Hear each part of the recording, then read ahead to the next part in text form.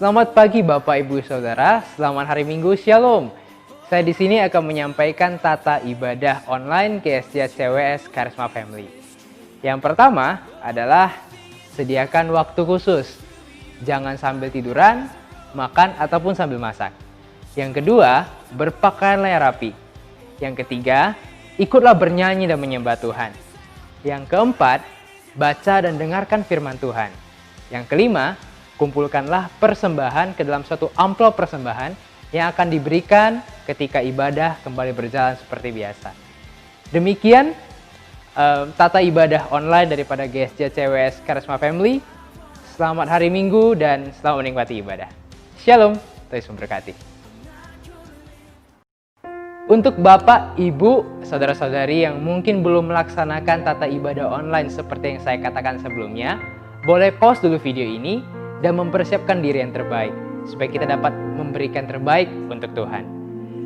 Selamat hari Minggu Bapak Ibu Saudara-saudari, selamat menikmati ibadah, Tuhan Yesus memberkati. Shalom. Halo Yesus, haleluya.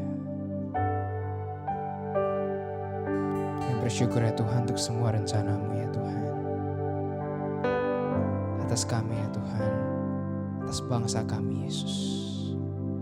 Terima kasih ya Tuhan. Terima kasih Yesus. Terima kasih. Haleluya Tuhan. Terima kasih. Syukur untuk setia rencana-Mu dan rancangan-Mu yang mulia. Dalam satu tubuh kami bersatu, mencari duta kerajaan-Mu. Ku ucapkan berkat atas Indonesia, biar kemuliaan Tuhan akan nyata bagi bangsa ini. Kami berdiri dan membawa doa kami kepadamu. Sesuatu yang besar pasti terjadi dan mengubahkan negeri kami. Hanya nama-Mu Tuhan ditinggikan atas seluruh bumi. Terima kasih Tuhan. Syukur untuk setiap rencana-Mu dan rancangan-Mu yang mulia. Dalam satu tubuh kami bersatu, mencari duta kerajaan-Mu. Ku ucapkan berkat atas Indonesia, biar kemuliaan Tuhan akan nyata bagi bangsa ini. Kami berdiri dan membawa doa kami kepadamu. Sesuatu yang besar pasti terjadi dan mengubahkan negeri kami. Hanya nama-Mu Tuhan ditinggikan atas seluruh bumi. Bagi bangsa ini Tuhan kami berdiri. Bagi bangsa ini kami berdiri dan membawa doa kami kepadamu. besar pasti terjadi dan mengubahkan negeri kami. Hanya namamu Tuhan ditinggikan atas seluruh bumi. Kami rindu hatimu, ada di bangsa ini.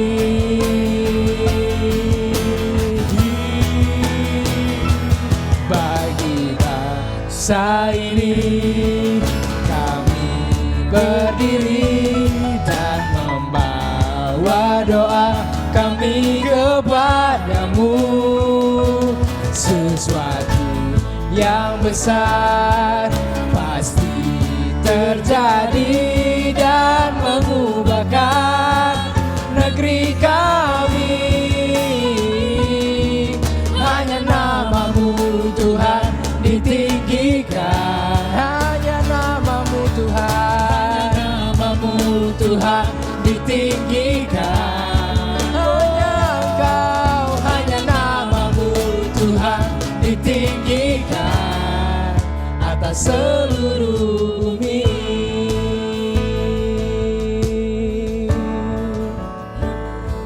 Terima kasih Tuhan. Haleluya. Kami yakin Tuhan, perubahan akan terjadi atas Indonesia Yesus.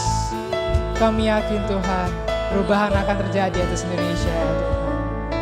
Terima kasih Yesus, terima kasih, terima kasih, terima kasih, terima kasih Yesus, terima kasih, terima kasih Tuhan. Oh Tuhan, biar kami memanfaatkan momen ini ya Tuhan, untuk berdoa atas negara kami ya Tuhan, Indonesia ya Tuhan. Walaupun banyak sekali ya Tuhan rintangan yang sedang kami hadapi ya Tuhan sebagai negara Indonesia ya Tuhan. Banyak perpecahan di sana sini ya Tuhan. Bahkan sekarang ada virus corona yang melawan kami ya Tuhan. Bahkan ancaman resesi yang akan datang ya Tuhan. Tapi Tuhan, kami percaya Tuhan, Allah kami adalah Allah yang hidup. Allah kami tidak pernah meninggalkan bangsa kami sendiri ya Tuhan. Dan kami percaya Tuhan, pemulihan akan segera datang atas bangsa kami Yesus. Oh, terima kasih Tuhan, terima kasih. Kami serahkan negara kami ini ya Tuhan dalam tangan-Mu. Kami percaya Tuhan, Kau sangat mengasihi negara, tidak akan pernah melepaskan negara ini ya Tuhan. Terima kasih Bapa, terima kasih Yesus. Kami serahkan semuanya ke dalam tangan-Mu ya Tuhan. Dan kami percaya Engkau masih ada dan Engkau sungguh berkuasa ya Tuhan. Terima kasih Tuhan, terima kasih Yesus. Nah, dalam nama-Mu kami berdoa dan mengucap syukur. Haleluya. Amin, amin, amin. Shalom Bapak Ibu, saudara-saudari yang ada di rumah sekarang ini. Shalom.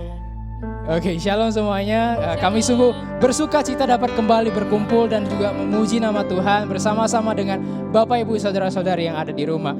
Dan kami harapkan supaya teman-teman, Bapak Ibu, saudara-saudari yang di rumah boleh bersemangat dan juga memuji Tuhan bersama-sama dengan kami. Oleh sebab itu saya mengundang Bapak Ibu saudara-saudari untuk bisa bangkit berdiri. Kita akan puji nama Tuhan, kita akan bersorak-sorai bagi Tuhan. Haleluya, haleluya.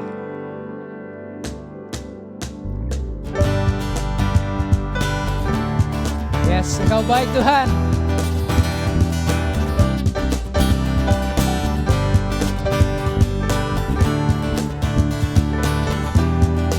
Dengan hati bersyukur Tuhan. Dengan hati bersyukur masuk di hadirat-Mu, membawa pujian bagi-Mu Yesus. Ku memandang wajah-Mu, bersuka di depan-Mu, sambil menceritakan kasih-Mu. Ku angkat tanganku, ku mengangkat tanganku, bersorak-sorai bagi kebaikan-Mu. Hei, Engkau baik, sangat baik, kasih setia-Mu tak pernah berubah. Engkau baik, sangat baik, kasih setia-Mu tak pernah berubah. Engkau baik Tuhan, Engkau Engkau sangat baik dan tidak pernah berubah. Haleluya. Dengan hati bersyukur masuk di hadirat-Mu, membawa pujian bagimu Yesus. Hey, ku memandang wajah-Mu, bersuka di depan, sambil menceritakan kasih-Mu. Ku angkat tanganku, ku mengangkat tanganku, bersorak-sorai bagi kebaikan-Mu. Oh aga, hey, Engkau baik, sangat baik, kasih setia-Mu tak pernah berakhir. Engkau baik, sangat baik, kasih setia-Mu tak pernah berubah. Engkau baik, sangat baik, kasih setia-Mu tak pernah berubah. Engkau baik, sangat baik, kasih setia-Mu tak pernah berubah. Yes Jesus, kasih setia-Mu tidak pernah berubah ya Tuhan. Dulu, sekarang, hingga selama-lamanya. Kami percaya itu Tuhan. Haleluya. Yes. Ku mengangkat tanganku, bersorak-sorai bagi kebaikan-Mu. Saya mau dengar, Engkau baik Tuhan. Engkau baik, sangat baik, kasih setia-Mu tak pernah kurang besar. Engkau baik, sangat baik, kasih setia-Mu tak pernah hey! Engkau baik, sangat baik, kasih setia-Mu tak pernah berubah. Engkau baik, sangat baik, kasih setia-Mu tak pernah berubah. Engkau baik Yesusku, kasih setia-Mu tak pernah berubah. Sekali lagi, Engkau baik Yesusku, kasih setia-Mu tak pernah berubah. Yes, Engkau tidak pernah berubah Tuhan, dan Engkau selalu baik. Haleluya. Kita beri kemuliaan bagi Tuhan. Haleluya Yesus. Haleluya Tuhan. Haleluya Yesus. Haleluya. Haleluya Tuhan. Terima kasih Yesus. Terima kasih Tuhan. Haleluya Yesus. Kau sungguh baik Tuhan. Kau sangat baik. Kasih setia-Mu tidak pernah berubah ya Tuhan. Walaupun keadaan sangat sulit ya Tuhan,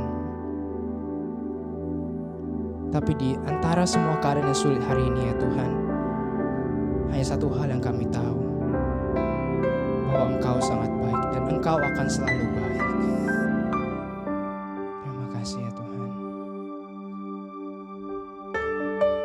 Terima kasih Yesus.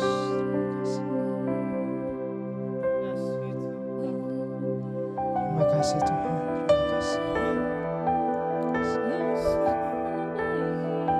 Terima kasih Tuhan. Terima kasih ya Tuhan. Terima kasih. Terima kasih Yesus.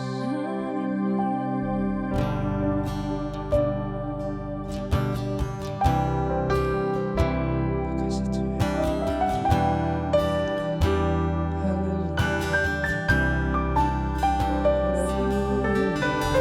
Yesus, Kau baik, Kau baik. Terima kasih Tuhan. Yesus. Yesus, Kau sungguh baik. Yesus, nama-Mu indah. Yesus, ku cinta Kau selalu. Ku tinggikan, ku agungkan selamanya. Yesus, Kau sungguh baik. Yesus,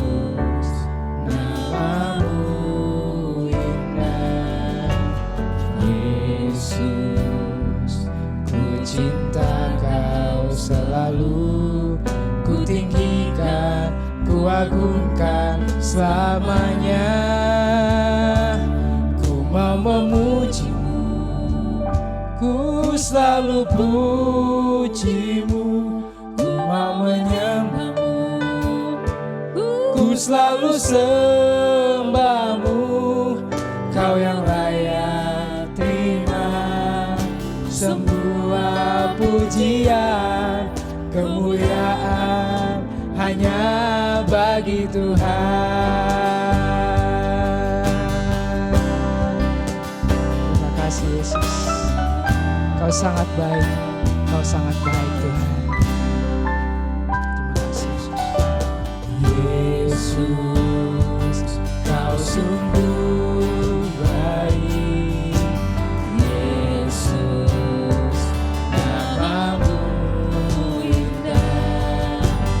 Yesus, ku cinta Kau selalu, ku tinggikan, ku agungkan selamanya. Kau memujimu, ku selalu pujimu, ku mau menyembahmu, ku selalu sembahmu. Kau yang layak terima semua pujian, kemuliaan hanya bagi Tuhan. Ku mau memujimu, yes Jesus, ku selalu puji, ku mau menyembahmu ya Tuhan. Ku selalu sembahmu, hanya Kau yang terima semua pujian, kemuliaan hanya bagi Tuhan. Semua kemuliaan dan keagungan tertuju padamu, Tuhan dan Rajaku. Senam jiwa dan nafasku menyembah Yesus yang hidup.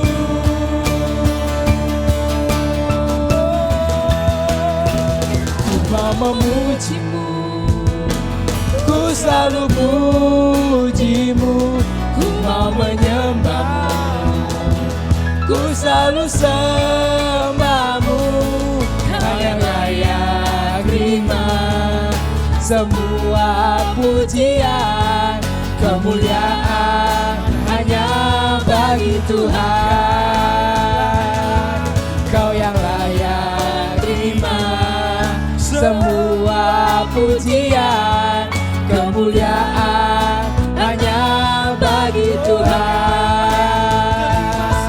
Kau yang layak terima semua pujian, kemuliaan hanya bagi Tuhan.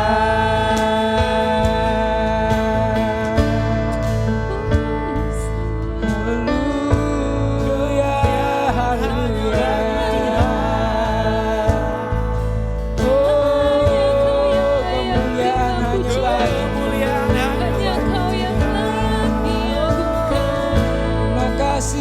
terima kasih. Ayo sembah Dia, ayo sembah Dia. Terima kasih Tuhan. Ku sembah Kau, ku sembah Kau.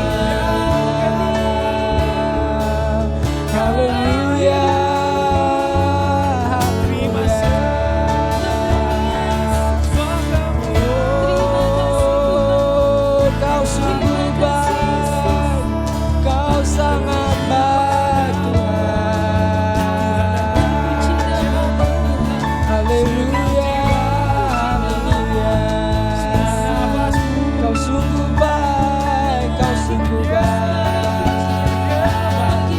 Yeah.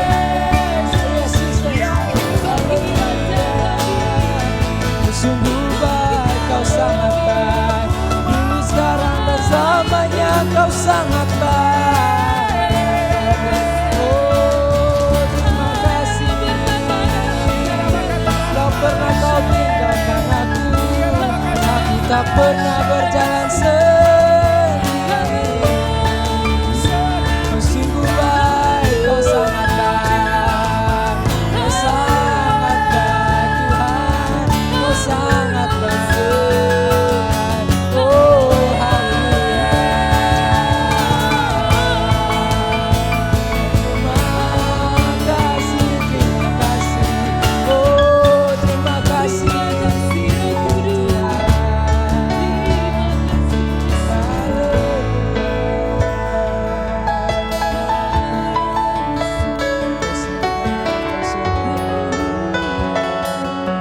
Terima kasih Yesus. Terima kasih Tuhan. Terima kasih Yesus.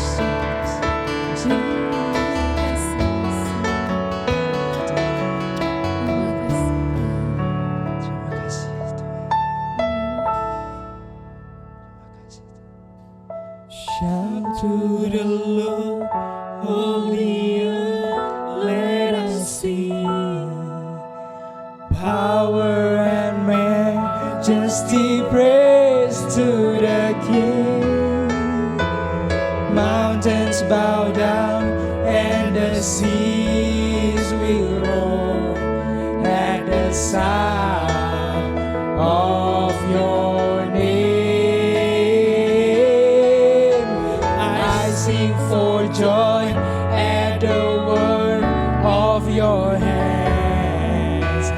Forever I love you, forever I stand. Nothing compares to the promise I have in you.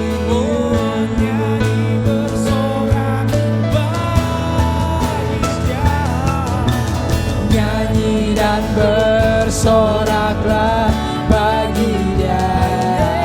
Puji dan hormat, kuasa bagi Raja. Gunung tunduk, laut bergelora mendengar namamu. Ku bersuka atas perbuatanmu, selama ku kasihi Engkau Tuhan. Tiada janji seperti yang ada padamu.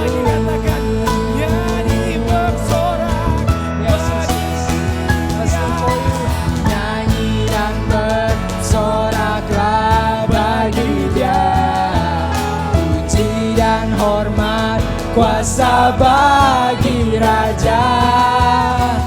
Gunung tunduk, laut bergelora mendengar namamu. Ku bersuka atas perbuatanmu, selamanya ku kasihi Engkau Tuhan. Tiada janji seperti yang ada pada, tiada janji seperti yang ada pada, tiada janji seperti yang ada padamu. Haleluya Yesus, haleluya. Tiada janji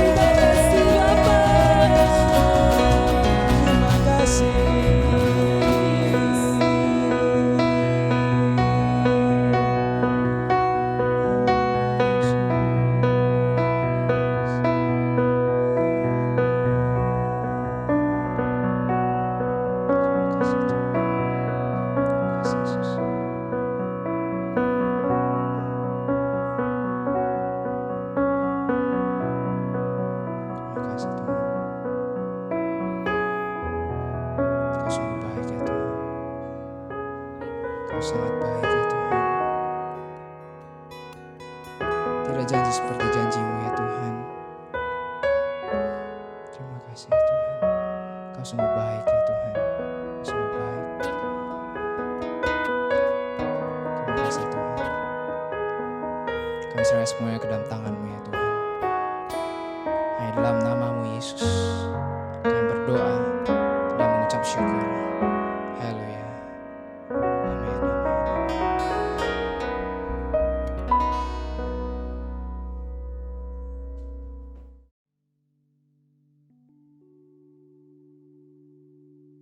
Shalom jemaat Tuhan, salam sejahtera, selamat berjumpa kembali dalam ibadah raya online kita minggu ini. Saudara-saudara yang kasih oleh Tuhan, saya berharap Bapak Ibu, keluarga jemaat Tuhan yang saya kasihi, tetap dalam perlindungan Tuhan, dalam keadaan baik-baik saja, ya, sehat-sehat dan diberkati oleh Tuhan. Tetap semangat, tetap bahagia. Ya, terima kasih juga untuk semua tim yang telah melayani secara online setiap minggu dan semua yang terlibat ya. Baik itu multimedia, di balik layar, semua pemusik, WL, singer, semuanya yang melayani setiap minggu dalam ibadah raya online kita. Tetap semangat, Tuhan memberkati Anda semuanya. Apa yang Anda kerjakan itu berkenan di hadapan Tuhan. Saudara-saudara yang kasih oleh Tuhan, kita tetap di tema yang sama sepanjang bulan ini. Kita berbicara hidup adalah perjuangan. Saudara yang kasih oleh Tuhan. Dan hari ini saya ingin berbicara tentang ada musuh di balik layar. Dan ini yang harus kita mengerti saudara yang kasih oleh Tuhan. Sehingga peperangan kita, perjuangan kita, dan nyata saudara kasih oleh Tuhan. Dan saya percaya ketika kita mengenali musuh di balik layar ini, kita menyerangnya dengan penuh kuasa yang daripada Tuhan, maka kemenangan menjadi bagian hidup kita saudara kasih oleh Tuhan. Ada beberapa musuh di balik layar saudara kasih oleh Tuhan. Nanti saya akan jelaskan bagi kita semuanya.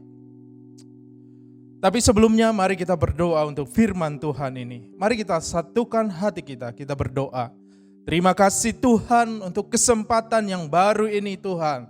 Kami tetap melakukan ibadah raya online. Di rumah kami masing-masing, kami mengundang kuasa Roh Kudus hadir di tengah-tengah kami, memenuhi siap kami. Kami siap diberkati lewat kebenaran firman Tuhan.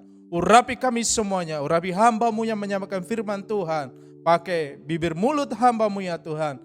Biarlah menjadi berkat bagi seluruh jemaat-Mu di tempat ini ya Tuhan. Terima kasih Bapa yang baik. Kami mengucap syukur dalam nama Yesus kami berdoa. Amin. Mari kita buka Alkitab kita dari kitab 2 Korintus 10 ayat yang ketiga sampai ayat yang kelima saudara kasih oleh Tuhan. Firman Tuhan berkata seperti ini. Memang kami masih hidup di dunia, tetapi kami tidak berjuang secara duniawi. Perhatikan, ya kita masih hidup di dunia, betul ya. Kita bukan hidup di awan-awan ya, kita tidak hidup mengambang ya. Tapi kaki kita masih menginjak bumi, saudara kasih oleh Tuhan. Tapi yang menarik firman Tuhan katakan,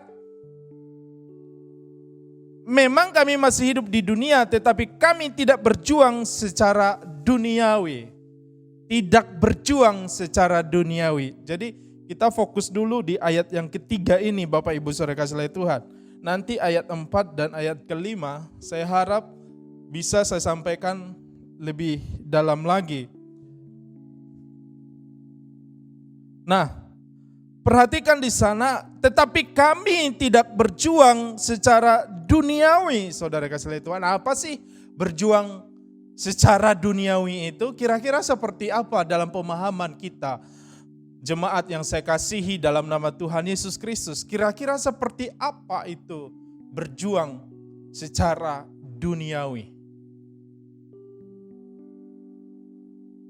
Bolehlah dikatakan contohnya, kalau seseorang ingin masuk PNS, maka yang dia lakukan adalah memberikan uangnya atau dana dengan jumlah yang sangat besar sekali. Itu dinamakan suap. Dalam bahasa Batak, makepengi itu kira-kira. Ya kira-kira seperti itulah berjuang secara duniawi. Mengandalkan uangnya, menyuap orang-orang tertentu supaya menerima sebuah posisi, katakanlah itu PNS, atau mengandalkan uangnya menyuap sana sini untuk mendapatkan proyek pekerjaan. Ada banyak kejadian yang seperti itu, menipu sana sini, tidak peduli orang lain, yang penting untuk diri sendiri. Itu juga adalah cara-cara duniawi, saudara kasih Tuhan. Menjilat atasan, ya. Itu juga cara-cara duniawi, cari muka gitu. Itu cara-cara duniawi, saudara kasih Tuhan. Tidak ada kejujuran di sana. Bahkan ada orang yang bisa menginjak atau menendang yang di bawah gitu, demi dia bisa naik ke atas. Sifatnya itu seperti kepiting di dalam ember. Saling menekan satu sama lain. Anda bayangkan seekor kepiting atau beberapa ekor kepiting engkau letakkan di sebuah ember.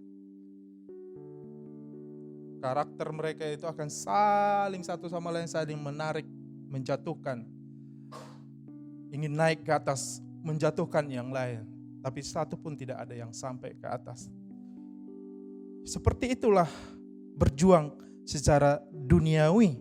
Tidak jujur dan tidak mengandalkan Tuhan. Bahkan ada orang yang mengandalkan dukun. Ini yang lebih fatal lagi. Yang lebih salah lagi. Berjuang secara duniawi. Kita tidak berjuang secara duniawi. Walaupun kita ada di dunia ini, kaki kita masih menginjak bumi, tapi kita berjuang, bukan berjuang secara duniawi. Bicara kemenangan, Bapak Ibu Saudara kasih Tuhan, tentu ada peperangan, tentu ada pertempuran, tentu ada perjuangan saudara. Dan setiap kita rindu menang. Ingat, Tuhan kita adalah pemenang. Dia mau kita menjadi umat pemenang. Amin, saudara kasih Tuhan. Kita tidak berjuang secara duniawi, tapi kita berjuang mengandalkan Tuhan di dalam hidup ini. Bapak Ibu saudara kasih Tuhan, manusia, katakanlah si B, atau katakanlah saya sendiri, Pastor Jeff, ya. Manusia terdiri dari 3 bagian. Masih ingat Bapak Ibu saudara kasih Tuhan, pernah saya khotbahkan ini beberapa bulan yang lalu atau tahun yang lalu, bahwa manusia itu terdiri dari 3, ya. Yang pertama adalah roh, yang kedua adalah jiwa, yang ketiga adalah tubuh. Saudara-saudara yang kasih Tuhan, roh, jiwa, dan tubuh. Roh berbicara tentang hati nurani, ya. Itu bisa connect kepada Sang Pencipta, saudara yang kasih Tuhan. Jiwa itu bicara tentang pikiran, perasaan, dan kehendak kita. Setiap kita punya pikiran, perasaan, dan kehendak. Tubuh itu berbicara tentang ya mata kita, panca indera kita, mulut kita, hidung kita, penciuman kita. Kita bisa meraba, kita bisa merasakan. Saudara-saudara kasih Tuhan, itu tubuh. Jadi bagian manusia terdiri dari 3 bagian ini. Nah, 3 area ini menjadi tempat pertempuran kita, saudara kasih Tuhan. Roh, jiwa, dan tubuh. Kalau kita lebih banyak memberi perhatian kita kepada jiwa, kepada tubuh yang jasmania ini, yang kelihatan ini, dan kita mengabaikan manusia roh kita, maka boleh dikatakan kita akan mudah ditaklukkan oleh musuh besar kita, raksasa yang di depan kita. Raksasa itu bisa persoalan, bisa sakit penyakit, bisa masalah-masalah dalam kehidupan kita. Itu adalah raksasa-raksasa yang harus kita kalahkan dan harus kita taklukkan saudara yang kasih oleh Tuhan. Jadi di 3 area ini kita sedang berperang, saudara yang kasih oleh Tuhan. Dan kita harus mengenali siapa di balik raksasa-raksasa yang sedang kita lawan ini, saudara yang kasih oleh Tuhan. Siapa musuh besar kita di balik layar, saudara yang kasih oleh Tuhan, yang harus kita taklukkan. Sebaliknya, kalau kita memberi perhatian, konsen lebih banyak, memberi makan manusia roh kita, maka kita menjadi orang-orang yang kuat, saudara yang kasih oleh Tuhan. Kita akan menjadi manusia yang kuat, dan ketika kita bertempur, berjuang, kita mampu mengalahkan semua musuh kita, dan kita menjadi pemenang. Jadi setiap saat kita berperang, saudara kasih oleh Tuhan. Setiap waktu kita berperang. Ada yang jahat kepada kita. Itu peperangan, saudara kasih oleh Tuhan. Kita harus sabar. Itu peperangan. Kita harus mengampuni orang lain. Itu juga peperangan, saudara kasih oleh Tuhan. Tidak mudah melepaskan pengampunan kepada orang yang menyakiti hati kita. Tapi kalau kita membangun manusia roh kita, rohani kita kuat, maka kita bisa atau mampu sabar dan mengampuni orang sekalipun mereka bersalah kepada kita. Itulah orang percaya, orang Kristen. Saudara kasih oleh Tuhan. Ya, kita akan menang atas musuh-musuh kita. Allah kita adalah Allah pemenang. Tuhan kita adalah pemenang. Dan kita orang percaya adalah para pemenang. Di area ketiga ini kita harus menang. Di area roh, jiwa, dan tubuh ini kita harus menang, saudara kasih oleh Tuhan. Katakan amin. Ya, roh kita sehat, jiwa kita sehat, bahkan tubuh kita juga sehat. Amin. Kita menang di sana. Itu yang kita mau. Jadi perhatikan, kita harus sadari bahwa manusia ini terdiri dari 3 ini ya. Jiwa, roh, jiwa, dan tubuh. Ini yang harus kita jaga dengan baik, saudara kasih oleh Tuhan. Pertanyaannya adalah, siapakah musuh kita sebenarnya? Sesungguhnya musuh kita itu ada di balik layar, di balik segala persoalan-persoalan yang ada di depan kita. Ada musuh-musuh yang harus kita lawan, saudara kasih oleh Tuhan. Musuh kita itu bukan yang di kiri kanan kita, bukan suami kita. Juga kita marah-marah kepada suami kita. Musuh kita bukan suami kita. Marah-marah, kadang-kadang tingkatan marah itu ada. Kalau udah menjadi amarah itu yang lebih parah lagi. Amarah yang berkesinambungan, ya. Marah yang tidak selesai, berlarut-larut, itu sudah menjadi amarah. Main fisik ya, main tonjok, main pukul, itu udah dosa, saudara kasih oleh Tuhan. Apalagi main lempar sana sini, apalagi wah, main kasar. Kita kasari anak-anak kita, orang tua kita, itu bukan musuh kita, tapi di balik itu kita harus tahu siapa di balik itu. Itu yang harus kita perangi, saudara kasih oleh Tuhan. Sehingga saya dan saudara menjadi pribadi-pribadi yang menang. Ada 4 musuh yang harus kita kenali. Yang pertama adalah kuasa gelap. Yang kedua adalah dunia. Yang ketiga adalah daging. Yang keempat adalah kuasa dosa. Kalau saya tidak bisa jelaskan keempat ini, mungkin hanya ada beberapa, tapi saya coba akan jelaskan hari ini. Kalau enggak selesai, saya akan sambung minggu depan. Ya, musuh-musuh di balik layar ini bagian yang kedua. Yang pertama, kita harus tahu bahwa musuh yang pertama adalah kuasa gelap. Kita tahu bahwa kuasa iblis telah dilucuti, ya, dikalahkan oleh Yesus Kristus di atas kayu salib. Saudara-saudari kasih oleh Tuhan. Tapi sampai hari ini kita juga masih berperang melawan kuasa-kuasa gelap ini. Firman Tuhan berkata dalam Efesus 6 ayat 12, ya. Tuhan sudah mengalahkannya dan Tuhan mau memberikan kemenangan bagi kita. Dan kita juga berperang, saudara kasih Tuhan, dan kita menang atas kuasa-kuasa ini, atas musuh-musuh ini, atas aktor-aktor di balik layar ini, saudara kasih Tuhan. Kuasa gelap, Efesus 6 ayat 12. Mari kita buka Alkitab kita dalam kitab Efesus 6 ayat 12. Perhatikan firman Tuhan ini, Bapak Ibu Saudara kasih Tuhan. Karena perjuangan kita bukanlah melawan darah dan daging, tetapi melawan pemerintah-pemerintah, melawan penguasa-penguasa, melawan penghulu-penghulu dunia yang gelap ini, melawan roh-roh jahat di udara. Jadi perjuangan kita, perlawanan kita, peperangan kita bukan melawan darah dan daging.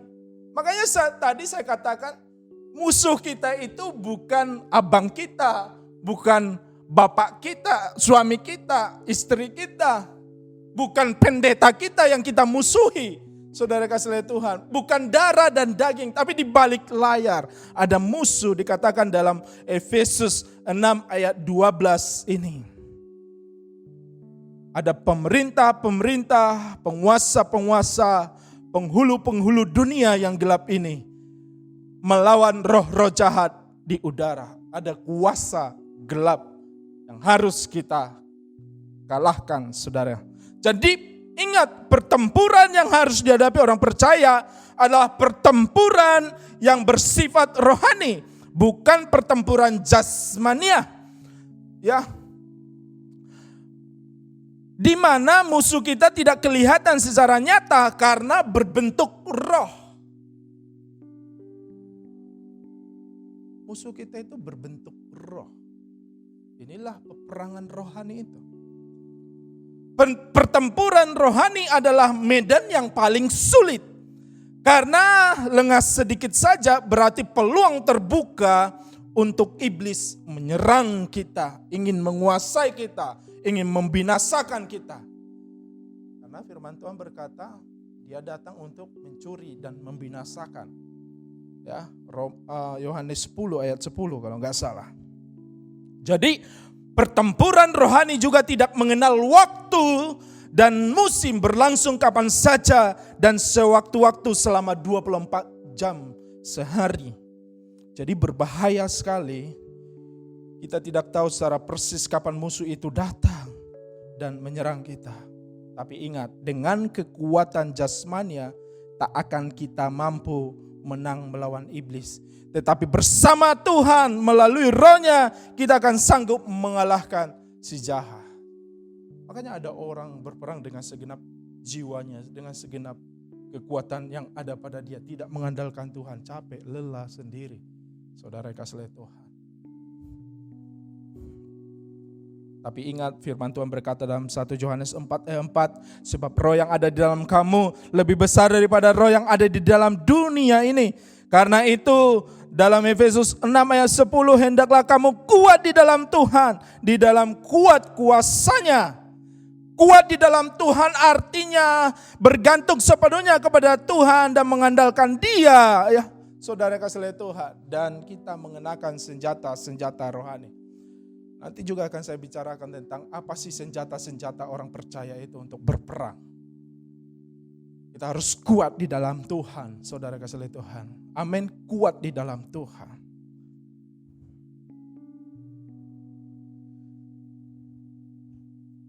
Kita harus kuat dalam firman Tuhan. Ada sebuah kesaksian, Bapak Ibu saudara kasih Tuhan. Memang ini kesaksian sudah sangat lama sekali, tapi saya masih jelas teringat sebelum saya datang ke Medan ini. Ini di pelayanan orang tua saya, bapak saya. Ini pelayanan kacau betul. Di dalamnya suka terjadi perpecahan. Ya, semua saling menyerang gembala sidang, keluarga gembala sidang. Bahkan bukan hanya itu, satu sama lain, kiri kanan saling sikut satu sama lain, saudara kasih Tuhan. Ya, jadi ini ada roh pemecah di dalamnya, saudara kasih Tuhan. Jadi hubungan yang satu dengan yang si A dengan si B itu tidak cocok. Si B dengan si C tidak cocok. Si C dengan si D tidak cocok. Jadi benar-benar hubungan tidak baik. Padahal satu komunitas, saudara kasih lihat Tuhan. Spiritnya, rohnya itu berbeda sekali. Tidak ada kedamaian ya. Padahal Tuhan mau kita hidup dalam kesatuan, dalam kedamaian. Karena Tuhan kita ingin mempersatukan kita. Tapi di dalam gereja itu justru terjadi permasalahan, saudara kasih lihat Tuhan. Tapi pada waktu itu, ibu saya, mama saya berdoa. Dan setiap ibadah itu sepertinya ada yang mengganggu. Konsentrasi untuk berdoa, fokus kepada Tuhan itu sepertinya ada semacam penghalang yang sangat besar sekali.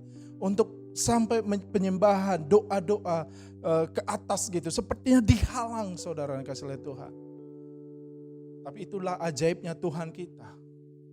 Dalam suatu waktu, dalam doa, Tuhan menunjukkan dan memberikan penglihatan bahwa di pintu gereja, ini merinding saya, di pintu gereja samping gereja ya, ada pintu, ada 2 pintu samping kiri kanan, tapi ini pintu kiri, ya, di pintu kiri ada orang jahat yang menanam jampi-jampi, boleh saya katakan, ya, jampi-jampi. Ada kain di dalamnya dan ada kodok yang sangat besar, sementara itu lubang sangat kecil sekali. Tapi bisa hidup kodok yang sangat besar dan itu kering tanahnya. Dan Roh Tuhan menyuruh orang tua saya untuk pergi ke sana dan mengambil cangkul dalam nama Yesus Kristus. Dia cangkolkan itu, tanah itu, ada lubang yang kecil itu. Dan dia dapati ada seekor kodok dan ada macam-macam di dalamnya. Dan itu sengaja ditaruh oleh orang-orang fasik untuk mengacaukan gereja ini. Itu terjadi, Bapak Ibu saudara kasih Tuhan. Ketika itu dipatahkan, dihancurkan kuasanya, maka yang tadinya recok, ribut ini semuanya dipulihkan oleh Tuhan. Makanya tidak heran Bapak Ibu saudara kasih Tuhan. Kadang-kadang dalam dunia usaha, dalam dunia bisnis, kenapa tidak berhasil? Kenapa tidak sukses? Kenapa justru cenderung mengalami penurunan? Saudara ini kasih lihat Tuhan, ada banyak permainan di dunia yang tidak Anda tahu. Bahkan ada orang-orang yang sengaja menaruh tanah kuburan yang diserami di depan rumah atau di depan toko orang supaya apa? Tokonya tidak laku, tidak banyak pelanggan yang datang. Yang seperti itu pekerjaan kuasa gelap dan kita harus mengikatnya. Kuasa-kuasa gelap ini, roh-roh jahat ini harus kita taklukkan di dalam nama Tuhan Yesus Kristus.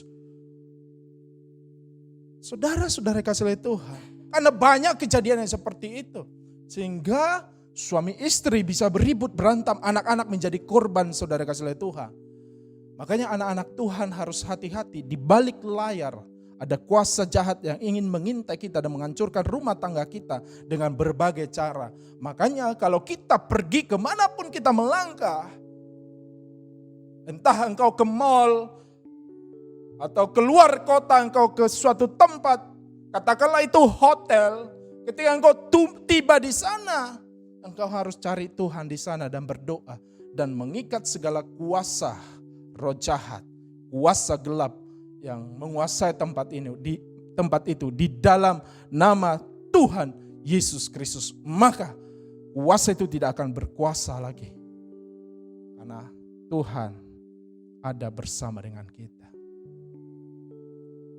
Karena ada banyak mall yang dibangun, ada banyak tempat-tempat hiburan yang dibangun. Dan mereka membangunnya secara duniawi, mencari orang-orang pintar, para peramil, dukun-dukun, dan menempatkan persembahan-persembahan yang persembahan fasik di dalamnya. Supaya ini bisa berhasil dan sukses. Ada banyak kejadian seperti itu. Saya teringat dengan kesaksian Pak Andreas ketika mereka keluar negeri. ketika ada di dalam kamar, sepertinya ada yang mengikuti mereka. Dan semua keluarga itu merasakan ada yang mengikuti. Tapi puji Tuhan, Tuhan menjaga keluarga ini dan menyelamatkan keluarga ini. Kita harus bangun hidup kita kemanapun kita melangkah.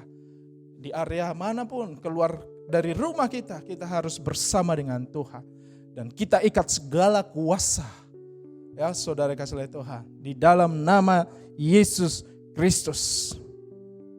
Jadi kemanapun Anda pergi, menginjakkan kaki, apalagi ke tempat baru seperti mall atau hotel atau tempat-tempat lain yang Anda kunjungi, Anda harus berdoa kepada Tuhan dan mengikat setiap kuasa gelap itu. Saya teringat beberapa tahun yang lalu,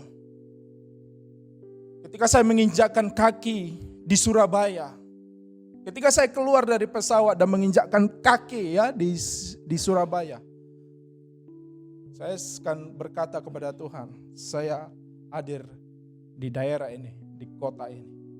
Terima kasih Tuhan, perlindungan Tuhan, penyertaan Tuhan ada atas saya. Segala kuasa yang segala kuasa gelap, roh-roh jahat, saya ikat di dalam nama Tuhan Yesus Kristus. Benar saja saudara kasih oleh Tuhan. Hampir saja saya kena hipnotis dalam perjalanan saya dari Surabaya ke Semarang. Ada berbagai cara dilakukan oleh orang-orang fasik itu, orang-orang jahat itu.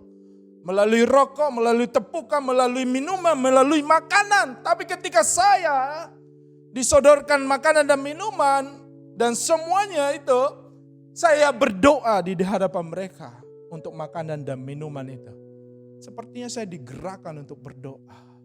Dan apa yang terjadi? Kuasa gelap, roh jahat yang sedang mengincar kita tidak mampu menyentuh kita. Sampai mereka bertanya, Anda siapa? Apa pekerjaan Anda? Karena apa? Semua ilmu mereka, semua jampi-jampi mereka sudah kerahkan. Dan saya tidak linglung dan tidak tumbang. Mereka sedang mengincar harta yang sedang saya bawa, harta milik saya. Ya, yang tidak seberapa itu. Dan itu memang pekerjaan mereka. Merampok dan menghabiskan harta ketika seseorang sudah terhipnotis. Dan itu banyak terjadi saudara kasih Tuhan. Bahkan bukan hanya di Jawa, di Medan juga. Beberapa tahun yang lalu juga saya mengalami hal yang sama. Saudara kasih Tuhan. Tapi saya tahu ada perlindungan Tuhan. Penyertaan Tuhan. Makanya kemanapun kita melangkah. Ingat, kita harus hidup di dalam doa. Dan mengandalkan Tuhan. Ikat segala kuasa-kuasa itu. Baik itu di area bisnis kita, pekerjaan kita. Keluar masuk kita dari rumah kita. Kita harus mengikat segala kuasa-kuasa gelap, roh-roh jahat, supaya tidak berkuasa atas kita. Kalau nanti kita pulang bisa ditumpangi kita. Dalam keadaan capek, lelah, kita bisa ribut sama keluarga kita.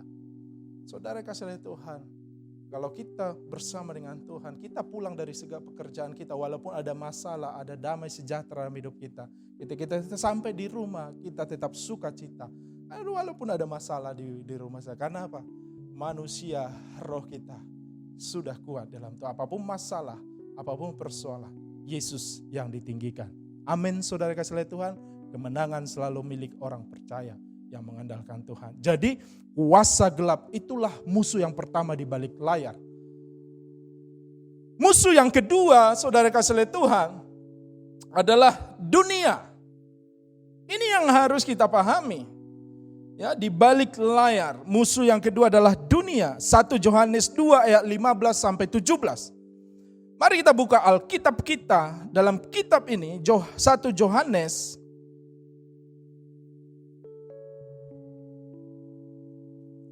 2 ayat yang ke-15 sampai ayat yang ke-17. Firman Tuhan berkata seperti ini.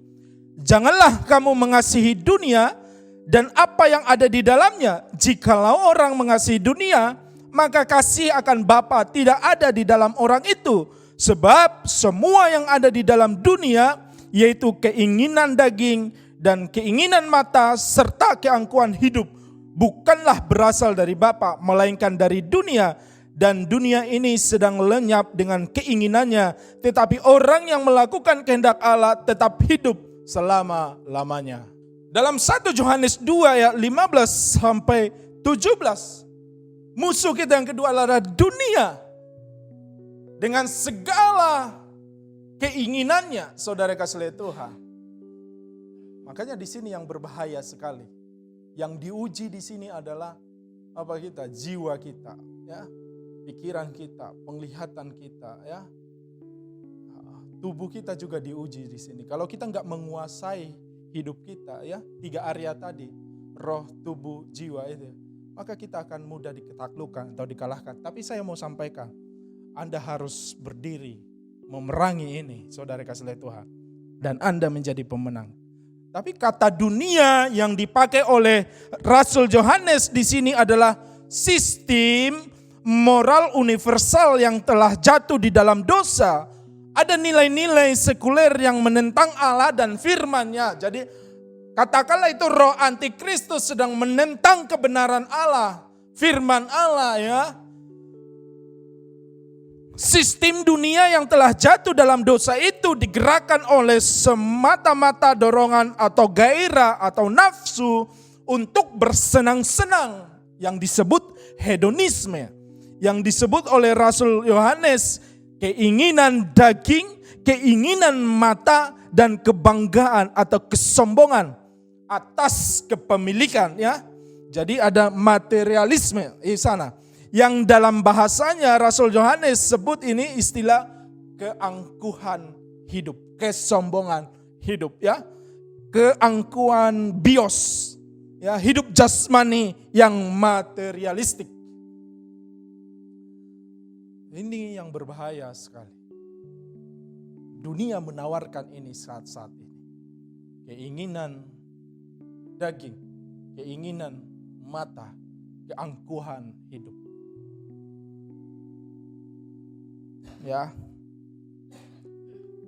Keinginan daging berbicara, keinginan akan apa yang dilarang.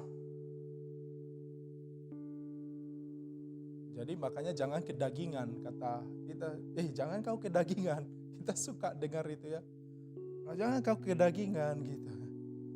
Apa-apa kedagingan, semua kedagingan.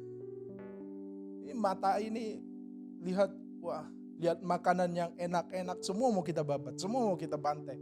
Mau kita makan semuanya. Berbahaya. Nanti bisa darah tinggi lah, kolesterol lah. Akhirnya apa yang muncul? Stroke, jantung, apa lagi?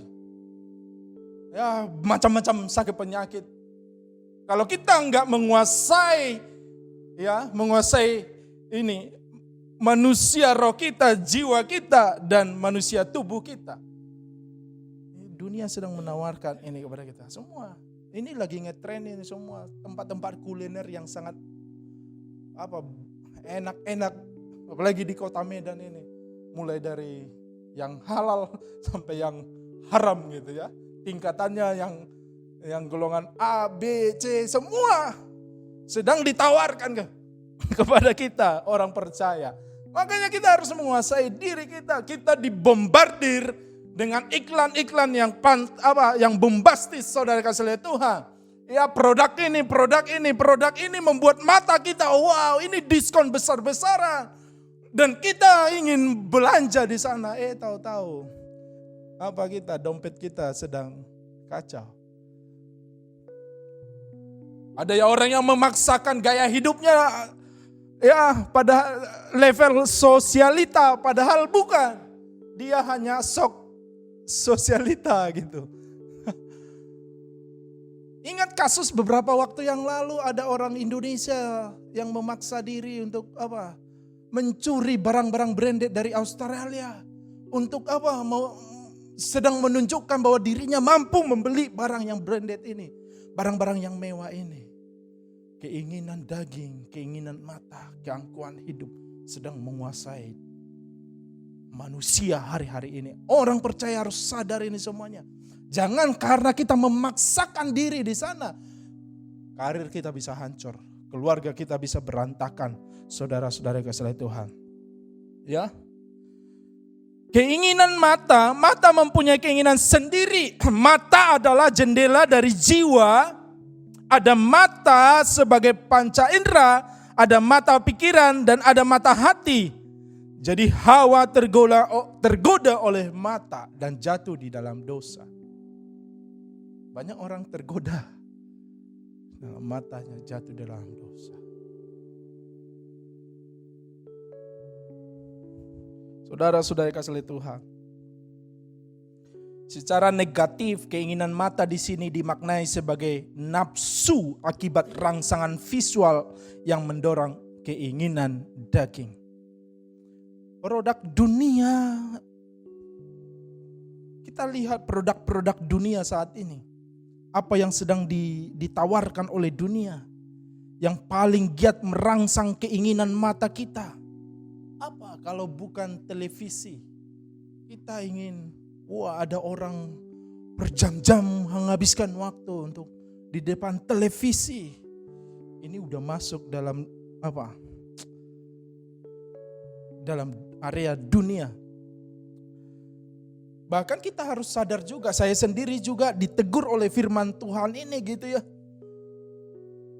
Ada orang lebih giat, lebih banyak ya merangsang keinginan matanya untuk bersosial media ya, berjam-jam, Facebook, Instagram, nonton film, lihat gambar-gambar secara visual ataupun secara secara kertas atau apapun itu. Banyak kita dirangsang untuk lebih mengutamakan itu. Nah, ini yang salah. Dan ini yang ditegur oleh Yohanes, saudara-saudara kasih Tuhan. Kata dunia dalam iman Kristen adalah segala sesuatu yang membuat hati kita menjauh dari Tuhan.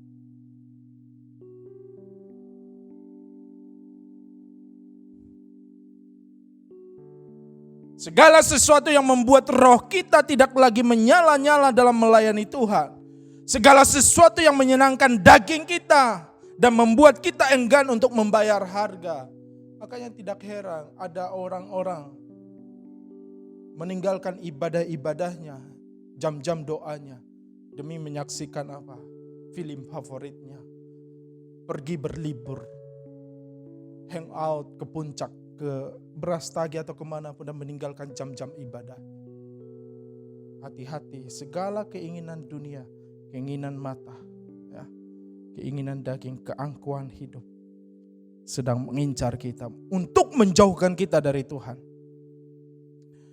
Bila saudara mempunyai persoalan yang membuat saudara tidak lagi bergairah untuk berdoa, membaca Alkitab, beribadah, melayani Tuhan, itulah dunia yang dimaksud oleh Yohanes.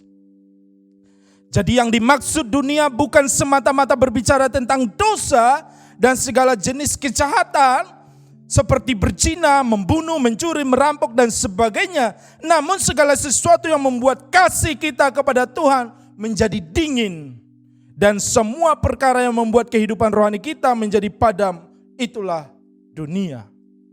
Keangkuhan hidup berarti kesombongan akan kepemilikan benda-benda duniawi yang didapat tanpa mengandalkan Tuhan.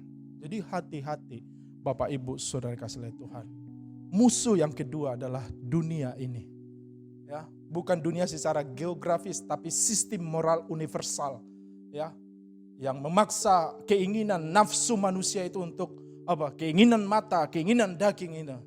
Keangkuhan hidup ini, hati-hati saudara kasih Tuhan. Kita harus minta Tuhan menuntun manusia roh kita, jiwa kita, tubuh kita ini. Kita serahkan kepada Tuhan. Maka kita akan menang atas dunia. Jangan mau dikalahkan oleh dunia. Kita harus menang atas dunia. Tuhan Yesus memberkati. Saya lanjut 2 poin lagi minggu depan. Ya. Tentang daging dan kuasa dosa. Mari kita satukan hati kita berdoa kepada Tuhan. Bapa, terima kasih untuk firman-Mu Tuhan. Ada musuh besar kami, ada raksasa di balik layar yang harus kami taklukkan, kalahkan. Kalau tidak kami yang akan terbawa arus. Tuhan tolong kami untuk menang untuk mengalami kemenangan yang daripada Tuhan. Kami mengandalkan Tuhan, membangun manusia rohani kami lebih kuat. Bahkan membangun manusia jiwani kami dengan baik, dengan seturut firman Tuhan. Membangun manusia tubuh jasmania kami, dan kami serahkan dalam tangan Tuhan. Pimpin kami semuanya, supaya kami menang atas area pertempuran, peperangan yang sedang terjadi di depan kami. Berkati seluruh jemaat-Mu, berkati firman-Mu, dalam nama Tuhan Yesus Kristus kami berdoa dan mengucap syukur. Amin. Shalom Bapak Ibu Saudara, saya percaya kita semua berada dalam perlindungan dan kasih Tuhan. Baik, pada pagi hari ini kita akan mendengarkan pengumuman yang sekaligus menjadi topik-topik doa kita. Yang pertama, kita tetap berdoa untuk tema gereja kita, yaitu Tahun Mujizat Penuaian. Mari kita doakan tema kita ini supaya benar-benar gereja kita bisa menuai jiwa-jiwa untuk kita persembahkan bagi Tuhan. Pengumuman yang kedua adalah doa korporat atau doa berantai, sebagaimana yang kita laksanakan setiap hari Jumat di rumah kita masing-masing.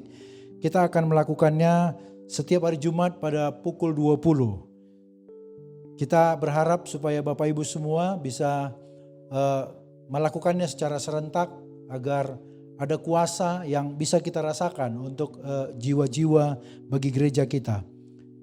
Pengumuman yang berikutnya adalah ibadah raya minggu depan pada tanggal 23 Agustus kita tetap dilayani oleh gembala sidang kita, Pendeta Zepanya Sihombing. Kita mulai tepat pukul 10 supaya Bapak Ibu semua boleh bersiap-siap di rumah masing-masing. Dan yang terakhir mengenai persembahan, kepada Bapak Ibu Saudara supaya tetap memberikan persembahan di kantong-kantong persembahan yang ada di rumah kita. Dan kalau tidak, masukkan di dalam amplop, boleh dikirimkan ke gereja atau juga boleh ditransfer ke rekening yang ada di bawah ini. Dan juga bagi Bapak Ibu yang ingin memberikan perpuluhan, silakan juga memberikan perpuluhannya ke rekening yang di bawah ini. Dan setelah itu nanti boleh diinformasikan lewat WA kepada Bapak Erwanting. Nomor handphonenya ada juga di bawah ini. Baik, itu saja topik doa dan pengumuman yang kita renungkan, yang kita gumulkan sepanjang minggu ini. Saya percaya semua kita akan menikmati berkat Tuhan ketika kita dengan setia tetap berdoa kepada Tuhan. Baik Bapak Ibu Saudara, mari tundukkan kepala. Kita akan berdoa. Haleluya Yesus. Bapa di surga, kami berterima kasih Tuhan untuk berkat-berkat yang sudah kami rasakan dalam hidup kami. Kami berdoa ya Bapa, sekalipun kami menghadapi musibah, menghadapi masalah yang ada di bangsa dan negara kami ini, tetapi kami percaya Tuhan tidak pernah meninggalkan kami. Kami berdoa ya Tuhan untuk bangsa dan negara ini Tuhan. Kami berdoa untuk pemimpin kami berdoa untuk Bapak Presiden, Wakil Presiden. Kami berdoa juga untuk para menteri, kami berdoa untuk para gubernur, wali kota, bupati yang ada di seluruh Indonesia. Kami berdoa ya Bapa, supaya mereka benar-benar menjalankan roda pemerintahan ini dengan takut akan Tuhan. Mereka berlaku adil, mereka mensejahterakan masyarakat Indonesia. Kami tahu Tuhan bahwa Tuhanlah yang memilih mereka. Kami tahu bahwa kedudukan mereka di sana Tuhan kehendaki. Oleh karena itu ya Bapa, ajarlah mereka dan biarlah hati mereka selalu takut akan Tuhan. Sekalipun mungkin mereka bukan orang-orang yang mengenal Tuhan secara pribadi, tapi kami percaya ketika Roh Kudus berbicara dalam hati mereka, maka mereka akan digerakkan untuk melakukan hal-hal yang terbaik bagi bangsa dan negara ini. Tuhan, kami tahu bahwa pekerjaan-pekerjaan pemimpin kami di bangsa ini juga tidak gampang. Kami tahu persoalan demi persoalan selalu datang kepada bangsa kami ini. Oleh karena itu Tuhan, kami mau mendoakan pemimpin kami ya Tuhan, supaya mereka bisa dengan hati yang tenang, pikiran yang jernih, bisa menyelesaikan setiap persoalan, setiap masalah yang dihadapi bangsa ini ya Bapa. Tuhan, kami berdoa juga ya Bapa untuk pelayanan-pelayanan lembaga-lembaga misi. Kami doakan Tuhan untuk anak-anak-Mu yang sudah mendedikasikan dirinya untuk melayani Engkau sampai ke pelosok-pelosok tanah air ya Tuhan. Kami doakan mereka ya Bapa. Kami tahu bahwa pergumulan mereka, permasalahan mereka bukanlah kecil ya Bapa.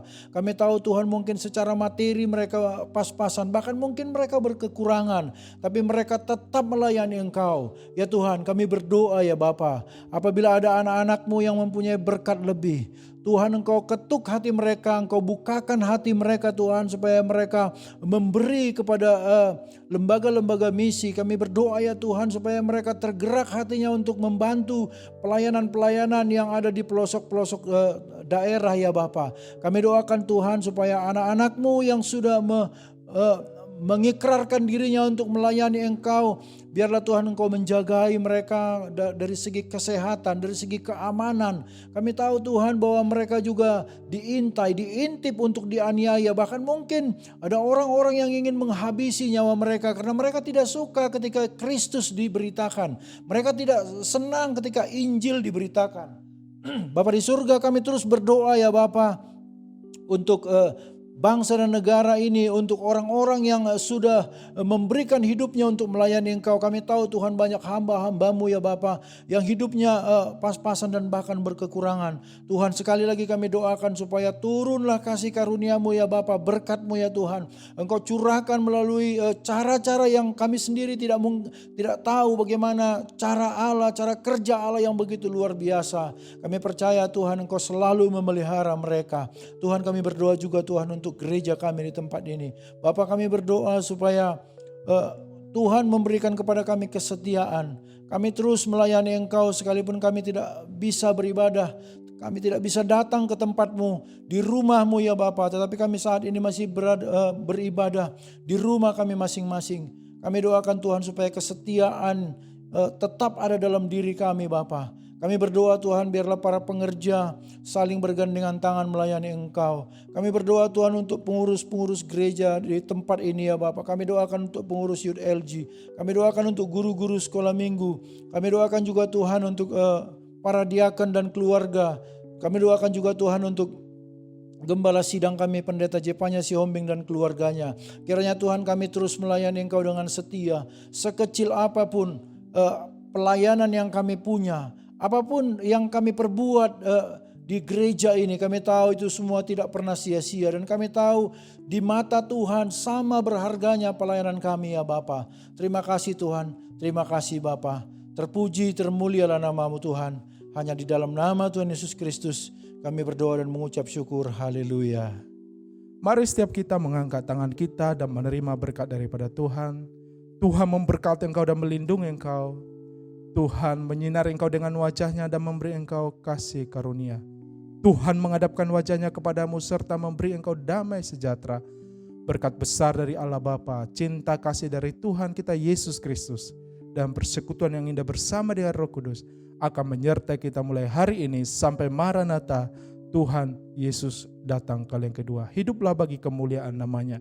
Yang diberkati Tuhan, bersama-sama kita katakan amin. Amin. Shalom, Tuhan memberkati. Ku mengangkat tanganku, bersorak-sorai bagi kebaikan-Mu. Hei, Engkau baik, sangat baik, kasih setiamu